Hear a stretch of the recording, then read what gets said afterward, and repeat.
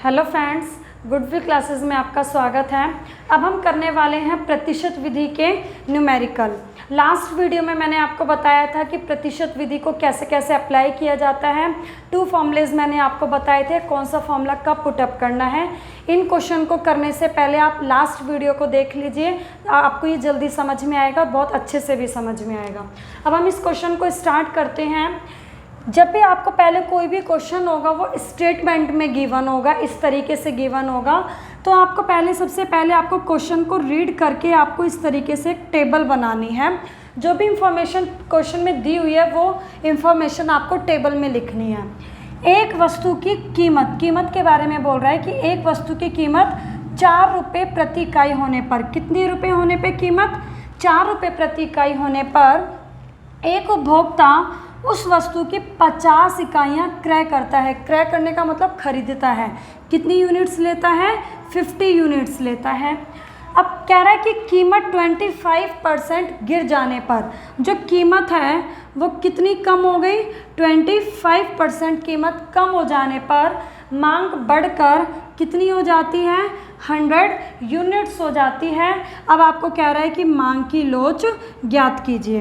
देखिए, मैंने आपको 2 फॉर्मूले बताए थे इलास्टिसिटी ऑफ डिमांड एडी निकालने के। एक था परसेंटेज वाला और एक बताया था मैंने आपको विदाउट परसेंटेज। फिर मैंने आपको बताया था कि जब भी क्वेश्चन में परसेंटेज गिवन होता है तो परसेंटेज वाला ही फॉर्मूला पुटअप करते हैं। तो फॉर्मूला आपका क्या था? एडी निकालने का जो फॉर्मूला होता है वो है मांग में प्रतिशत परिवर्तन अपॉन में कीमत में प्रतिशत परिवर्तन। ये हमारा ईडी। जब भी आपको कुछ भी निकालना हो पहले उसका फॉर्मूला लिखेंगे। तो ईडी निकालना है, इलास्टिसिटी ऑफ डिमांड निकालना है, तो फॉर्मूला है मांग में प्रतिशत परिवर्तन अपॉन में कीमत में प्रतिशत परिवर्तन। अब इसमें क्या होता है, किसी एक में परसेंटेज गिवन होती है, किसी एक में आपको निकालनी पड़ती है। जैसे यहाँ पे 25% है, किस में आपको गिवन है? प्राइस में गिवन है। इट मीन्स कीमत में प्रतिशत परिवर्तन आपको गिवन है कितना? 25%। आपको मांग में प्रतिशत परिवर्तन गिवन नहीं है, तो ये हम पहले निकाल लेते हैं। तो मांग में प्रतिशत परिवर्तन निकालने का फॉर्मूला क्या बताया था मैंने आपको? डेल्टा क्यू अपॉन में क्यू इंटू में 100। और अगर आपको कीमत में प्रतिशत परिवर्तन निकालना होता तो फॉर्मूला क्या लिख देते? डेल्टा पी अपॉन में पी इंटू में 100। अब हम इसे सॉल्व कर लेते हैं। डेल्टा क्यू का मतलब मैंने आपको बताया था इन दोनों का डिफरेंस। तो 50 और 100 का जो डिफरेंस है वो कितने का आएगा? 50 का आएगा। तो इट मीन्स हम यहाँ 50 लिख देंगे।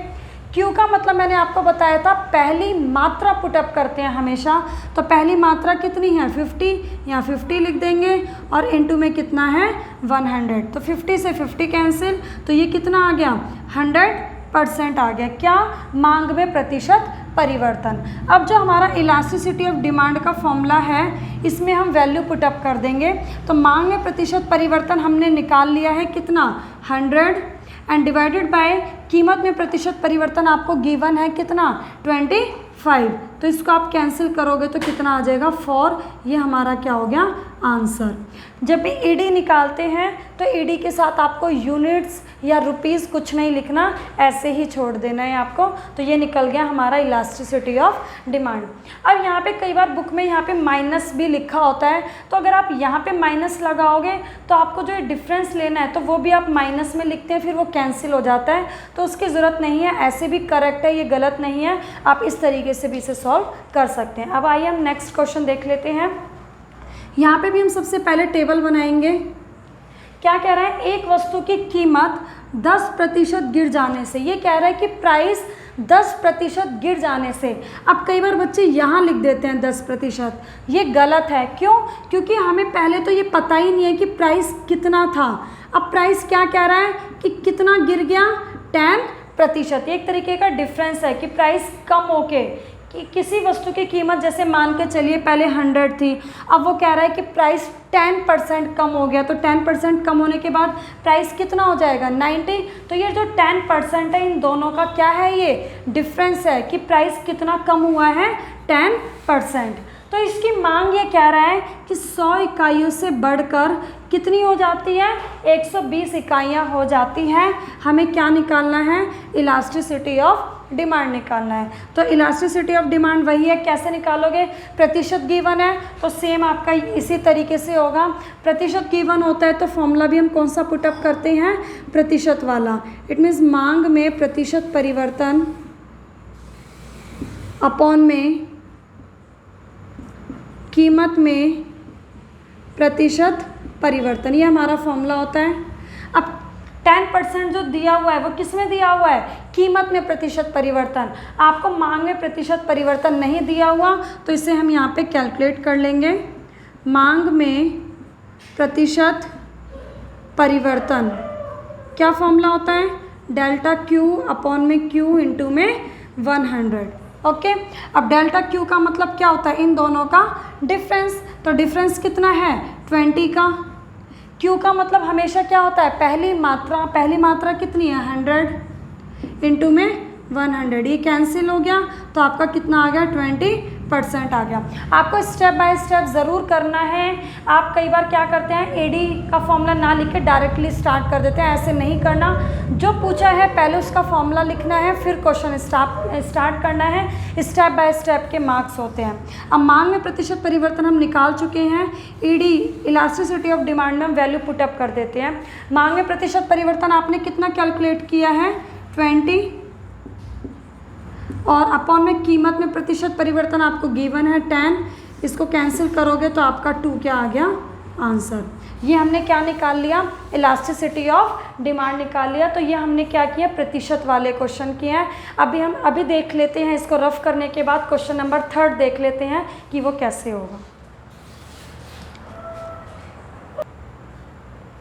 अब हमारा नेक्स्ट क्वेश्चन है, इसको हम देख लेते हैं। सबसे पहले मैंने आपको बताया था जब भी क्वेश्चन गिवन होगा तो हम पी और क्यू टेबल बनाएंगे।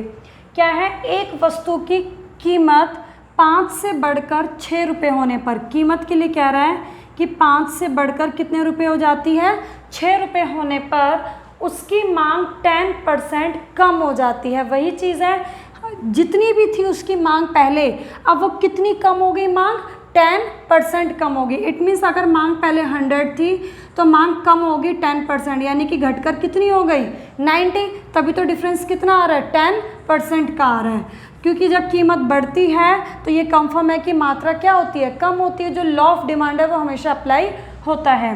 तो यानी कि यहाँ नहीं लिखोगे आप कि कीमत 5 से बढ़कर 6 रुपये होने पर जो डिमांड है वो कितनी कम हो जाती है, 10% कम हो जाती है।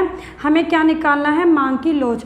कुछ भी हो यहाँ पे, मांग की लोच बोले या मांग की कीमत लोच, बात एक ही है। आपको लिखना है इलास्टिसिटी ऑफ डिमांड। अब वही चीज़ है, परसेंटेज गिवन है तो हम परसेंटेज वाला ही फॉर्मूला पुटअप करेंगे। मांग में प्रतिशत परिवर्तन अपॉन में कीमत में प्रतिशत परिवर्तन। अब मैंने आपको बताया था किसी एक में परसेंटेज गिवन होता है, किसी एक में निकालना होता है। तो ये 10% किस में गिवन है, हमें मांग में प्रतिशत परिवर्तन, ये गिवन है 10%। कीमत में आपको गिवन नहीं है तो हम यहाँ पे निकाल लेते हैं।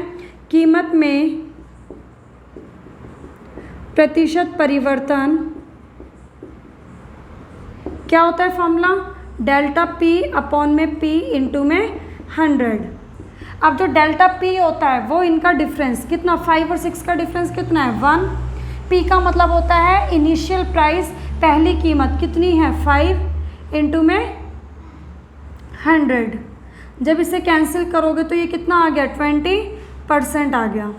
अब हम यहाँ पे क्या करेंगे, ईडी इलास्टिसिटी ऑफ डिमांड में वैल्यू पुटअप कर देंगे। मांग में प्रतिशत परिवर्तन आपको कितना था गिवन, 10 अपॉन में ये कितना आ गया आपका 20। जब इसे निकालोगे, इसको डिवाइड करोगे तो कितना आ जाएगा, 0.5। ये हमारा आंसर है। अब कई बार बच्चों को यहाँ पे कन्फ्यूज़न होती है कि 5, 6, ये 10 क्या कीमत है और क्या मात्रा है। तो देखिए, जब भी कीमत होगी, कीमत के साथ हमेशा रुपये लिखा होता है, कीमत के साथ हमेशा रुपये लिखा होता है। और मांग जब भी होती है, मांग के साथ हमेशा इकाइयाँ लिखा होता है कि इतनी इकाइयाँ हमने परचेज़ की हैं। जैसे कि अभी हम नेक्स्ट क्वेश्चन में देख लेते हैं।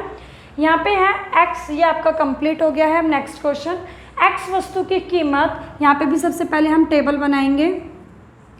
x कोई वस्तु है, उसकी कीमत क्या कह रहा है, 5 रुपये से घटकर, यहाँ पे एग्जैक्टली बोल भी रहा है कि कीमत 5 रुपये से घटकर 4 रुपये हो गई है, और कीमत के साथ हमेशा रुपये भी लिखा होता है। तो 5 से घटकर कितनी हो गई है, 4 रुपये। तब उपभोक्ता उस वस्तु की मांग 4 इकाई से बढ़ाकर कितनी कर देता है, 6 इकाई कर देता है। यानी कि अब मैंने आपको बताया मांग जब भी होती है उसके साथ इकाइयाँ लिखा होता है। तो जो डिमांड है वो 4 से बढ़कर कितनी हो गई है, 6 हो गई है। अब आपको क्या निकालना है, इलास्टिसिटी ऑफ डिमांड, मांग की लोच निकालना है। अब ये देखिए इस क्वेश्चन में कोई भी परसेंटेज गिवन नहीं है, तो जब हमें परसेंटेज गिवन नहीं होता तो हम विदाउट परसेंटेज वाला फॉर्मूला क्या था हमारा, डेल्टा Q अपॉन में delta P multiply P by Q। तो यही हमारे 2 फॉर्मूले होते हैं बस। परसेंटेज गिवन होता है तो ये फॉर्मूला पुटअप करते हैं, विदाउट परसेंटेज होता है तो हम ये फॉर्मूला पुटअप करते हैं। अब डेल्टा Q का मतलब है इनका डिफरेंस कितना है, 2 का, 4 और 6 का डिफरेंस 2 है। डेल्टा P में, P प्राइस में कितना डिफरेंस आ रहा है, 5 और 4 का डिफरेंस 1 आएगा। P का मतलब है पहली कीमत 5 है, और Q का मतलब है पहली मात्रा कितनी है, 4 है। जब इसे कैंसिल करोगे 2 2 जा 4, अब इसको डिवाइड करोगे तो कितना आ जाएगा, 2.5। ये हमारा क्या हो गया आंसर, क्या निकाल दिया हमने, इलास्टिसिटी ऑफ डिमांड। तो इस तरीके से आपको क्वेश्चन करने हैं। अभी हमने इन चारों क्वेश्चन में क्या निकालना सीखा है, elasticity of demand. Next video में हम ये सीखेंगे कि कई बार आपसे कोई भी प्राइस भी पूछ लेता है, प्राइस या ये पूछ लेगा या ये पूछ लेगा, या इसी तरीके से आपसे क्वांटिटी भी पूछ सकता है, Q1 भी पूछ सकता है और ये भी पूछ सकता है। तो ये कैसे निकालते हैं इसे हम नेक्स्ट वीडियो में देखेंगे। Okay, thank you.